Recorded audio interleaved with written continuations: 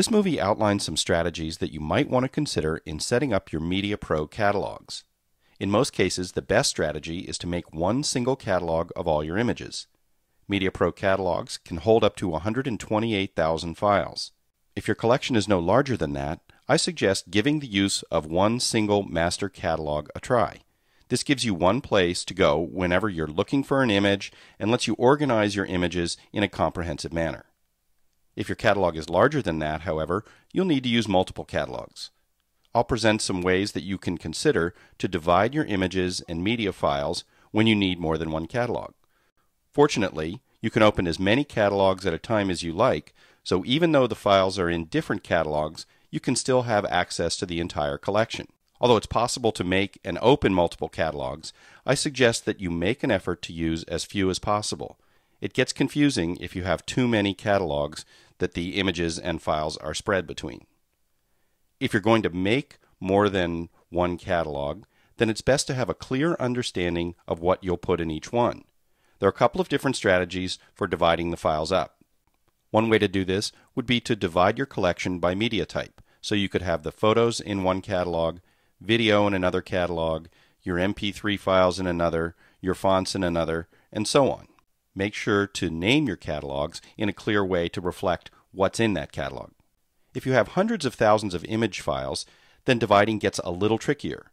The way you do the division will depend a lot on the kind of work you do and how much you have in any one collection. For instance, you might decide that you'd like to put all of your personal work in one catalog and all of your commercial assignments in another one. Another way to divide it would be to put all of the commercial assignments in one and, say, all of the wedding work in a second catalog.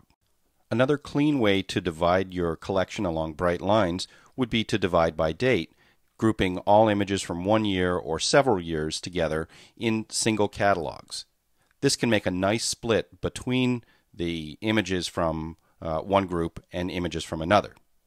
You also might decide to divide your original files from your derivatives. So the raw original files could live in one catalog, and the derivative files, which would be like the master TIFF files or delivery JPEGs, could live in a second catalog.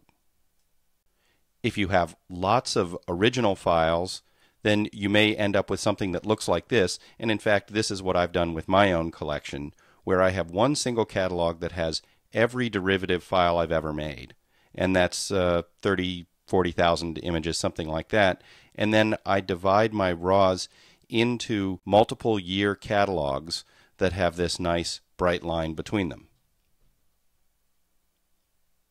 The folder structure that you implement for storage of your pictures should reflect the bright line division that you're doing between catalogs, and this is going to keep you from getting confused. So if you've got a division here between, say, derivative and raw, it's nice to make sure that nothing that's in any one folder straddles more than one of these catalogs. And when I say folder, I don't just mean the bottom level folders, but I also mean a top level parent folder. So in, say, the 2004 year folder, there are lots of subfolders for different projects that were shot during that time. Of course, you can take a catalog and you can split it in two if your collection grows larger than what the catalog can actually hold. And you can also take multiple different catalogs and merge them together into one single larger catalog. There's another movie on the site that goes through the process for both splitting and merging catalogs. In the end, the decision that you make about how you want to catalog your images, to split your collection up, is really dependent very much upon what you have in your collection and the way you like to work.